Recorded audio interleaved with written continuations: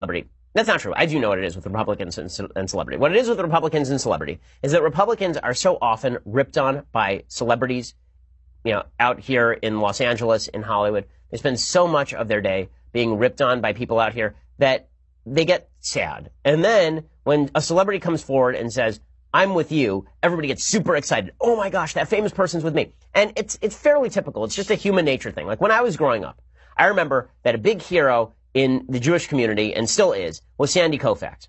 Now, Sandy Koufax is not a practicing Jew. Sandy Koufax is not somebody who spends a lot of time thinking about Judaism. Sandy Koufax, I believe, is intermarried. But Sandy Koufax one time took off the day of Yom Kippur in the World Series. And this was a big move because Sandy Koufax is a celebrity. People are very, very taken in by celebrity. The problem is, a lot of celebrities are celebrities for things that have nothing to do with politics. So Roseanne was a celebrity because she's a funny lady who was on a show in the 90s that was actually quite to the left. And the same thing is true for Kanye West. As I say, live by the Kanye, die by the Kanye. I'm very glad that Kanye is saying that people ought to think for themselves, but Kanye is also Kanye, and he is apt to say things from time to time that may not be politically the wisest. You tie yourself to a celebrity, Kid Rock, who knows nothing about politics, and you shouldn't be surprised when he burns you. Okay, Republicans tied themselves to a celebrity in Donald Trump, and most of the things that have burned them about Donald Trump have come from him being a celebrity, not from him being the president. It's been him playing Celebrity Apprentice at the White House, or him during the campaign saying celebrity-like things, right? That's where most of the trouble for the Trump administration has come, not in his policy. His policy's been quite good. And well, now Donald Trump and Jared Kushner and the White House, they're inviting over Kim Kardashian. Now, why they would invite Kim Kardashian, I suppose it's because, yay, we have a celebrity, and Kim Kardashian is close to Kanye West. And maybe if we recruit some celebrities, then a lot of people will be warmer toward us, and we're showing that we're reaching across the aisle and all the rest. Kim Kardashian, okay, let's just say that the risk factor on Kim Kardashian is not low. Right? Kim Kardashian is not a low risk figure. She's not a person who you have to the White House and then you assume that she's going to be a grand spokesperson for your policies. Now, I understand Democrats could do this and get away with it because they could always hide one celebrity amidst the thousands of other celebrities they had. Democrats are not tied to particular celebrities in the same way that Republicans are. So Hillary Clinton was not tied to Harvey Weinstein in the same way that Donald Trump was sort of tied to Roseanne in this particular case, because Harvey Weinstein was one among thousands of Hollywood celebrities who supported Hillary Clinton. There are like 5 public celebrities who supported Donald Trump, and so Trump in the public eye is very tied to each of them. Well, now he's having Kim Kardashian to the White House, and he's having Kim Kardashian to the White House to discuss prison reform. Now, I am really Luke cold on prison reform. I am not in love with a lot of the talk about prison reform. The reason being that it seems to me that the policy has not been clarified. In many cases, the prison reform they're talking about involves letting people out of prison too early, and the recidivism rate among those prisoners is like 75% over the course of the next 5 years. So letting people out of prison so they can go back in prison seems not to make a lot of sense to me. Now, what people have said is we're taking fewer people into American prisons and the crime rates aren't rising. Right, because we still have a lot of people in prison. But if you let more people out of prison, the crime rates rise. We've seen this in the state of California. In the state of California, Jerry Brown has let thousands of prisoners out of prison early on prison furloughs, and the crime rates have gone up relatively dramatically in most urban areas in the state of California over the last several years.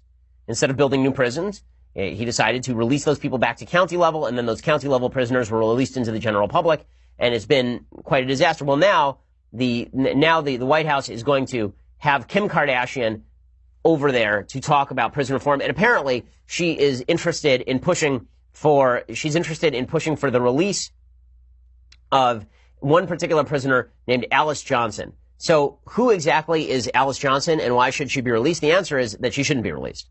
And the answer is that Alice Johnson is a person who was convicted of a major drug offense in 1994. Not just a major drug offense, like trafficking in thousands of pounds of drugs. And she's being treated as though she's a wronged innocent. If you look at the left-wing press today, a lot of it is all about how Alice Johnson is a wronged innocent who ought to be released from prison because now she's older and she's wiser and she's a sweet, nice old lady and we ought to let her out. Well, I mean, she was sentenced for a reason. She was given life in prison. And the reason that she was given life in prison is because Alice Johnson committed some pretty terrible crimes. So she just, and she's never admitted to committing these terrible crimes, by the way. I love this. CNN printed a piece from her in early May. And the editor's note said this: Alice Marie Johnson is a grandmother who has served more than 20 years in prison for a first-time nonviolent offense. So that makes it sound like Alice Johnson was smoking dope in her backyard, and the police came in, and they arrested her, and then they gave her 20 years in prison. That is not what happened. According to Alice Johnson, that is what happened. And according to Alice Johnson, she says, I'm only one of thousands of first-time nonviolent offenders given mandatory and lengthy prison terms after committing crimes under financial distress. In 1996, I was given a death sentence without sitting on death row. I was convicted as a first-time nonviolent drug offender to life behind bars in federal prison. Since I went to prison, the laws governing my wrongdoing have changed. If I were convicted again today for the same crime, my life might look very different. And then she's written some plays, and she supposedly made herself into a better human being, and all of this. She says, before my incarceration, I had a full life. I married my childhood sweetheart and became mother to 5 beautiful children. As the years went on, I became a facilitator, training people on how to be managers. I was a manager at FedEx for 7 years. Life for a time was good. So to return to our story, as you recall, Kim Kardashian, the Trump administration, they are all pushing for Alice Johnson to be released from prison. Again, there is a problem here. The problem is that Alice Johnson actually committed a pretty dire crime. She says she did not. She says, after almost 2 decades together and a tumultuous relationship, my husband and I divorced in 1989. It was during this time my life began to spiral out of control. I lost my job, and then my youngest son was tragically killed in a motorcycle accident. No mother should have to bury her child. This weight was unbelievable, and it was a burden I couldn't sustain. I made some very poor decisions out of desperation. I want this part to be clear. I acknowledge that I have done wrong. I made the biggest mistake of my life to make ends meet and got involved with people selling drugs. This is a road I never dreamed of venturing down. I became what is known as a telephone mule, passing messages between distributors and sellers. I participated in a drug conspiracy, and I was wrong. Okay, so that makes it sound like she made some phone calls, right? If you just read that story, she made a few phone calls. If you read it, the left-wing press, then that's all that she did. Here is the actual AP story from when Alice Johnson was sentenced. Okay, this is from 1997. Quote, a 41-year-old Memphis woman was sentenced to life in prison for leading a multi-million-dollar drug ring that dealt in tons of cocaine from 1991 to 1994. Alice Marie Johnson was, quote, the quintessential entrepreneur, said U.S. District Judge Julia Gibbons as she pronounced sentence on Friday. And clearly the impact of 2,000 to 3,000 kilograms of cocaine in this community is very significant.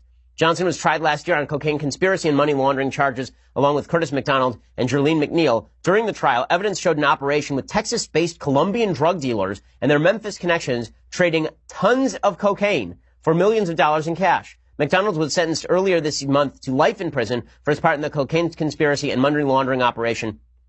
McNeil received a 19-year sentence. So, no, this was not like she was just sitting on the corner selling some pot. She was running thousands of pounds of cocaine from a Colombian-based drug cartel. And you're not going to get that in the press. All of which is to say, maybe you want to release her from prison. Maybe you want to parole her. Maybe you think that she's done her time. She's been in prison since 1997, so she's been there for 21 years at this point. Maybe you think that she should be released into the general public. That's fine. I don't know why you would do it based on Kim Kardashian's recommendation. And I don't know why you would take celebrities seriously on these issues in the first place, since they're not experts on these issues in the first place. It irritated the living hell out of me when Barack Obama had George Clooney in to talk about Middle Eastern policy. And it drives me nuts when the Trump administration has Kim Kardashian in to discuss prison reform. I'm sorry. There is no level of expertise that Kim Kardashian or George Clooney seem to have. It's one thing if you want to talk to Amal Clooney, right? Amal Clooney apparently actually has some expertise. She used to work at the UN. But you want to talk to people who actually know what they are talking about. I am not sure what Kim Kardashian has expertise on other than branding. She's great at branding, no question. She makes emojis, so there's that. So I guess if there's an emoji summit at the White House, then we can have Kim Kardashian in. But I hate celebrity worship. It drives me up a wall. I've lived my entire life in LA surrounded by people who worship celebrity. It is so stupid, I cannot even tell you. Most celebrities do not know what they are talking about. Most celebrities are not politically aware. Most celebrities are at best tangentially involved with politics. But because they're famous, we think they know everything. The halo effect in the human psyche is really an amazing thing. It really is an amazing thing. Right? The halo effect, which suggests that because somebody is good at one thing, this means they are good at all things. It's a pretty amazing. So we think that because somebody is beautiful, this means they're smart, or because they are rich, it also means that they are wise. Okay, none of this is true. You can be rich and stupid. You can be beautiful and stupid. You can be smart and ugly. All of these things can be true at once. Or you can be rich and stupid and ugly, right? Any combination of these factors is possible. But because human beings tend to worship at the altar of fame, they say, okay, I see that guy, I know that person must know what they're talking about, so Kim Kardashian must obviously know what she is talking about. Kim Kardashian, I don't know why you would think she knows what she's talking about. There's a lot of news breaking today, but the big news over the weekend is one that is going oddly unnoticed by the mainstream media. That, of course, is the arrest of an alt-right, far-right activist named Tommy Robinson, who was reportedly jailed after filming outside of a child grooming trial in Britain. So Tommy Robinson's a very controversial figure. It's hard to figure out exactly where he stands. He's sort of on the fringes of the right. He was the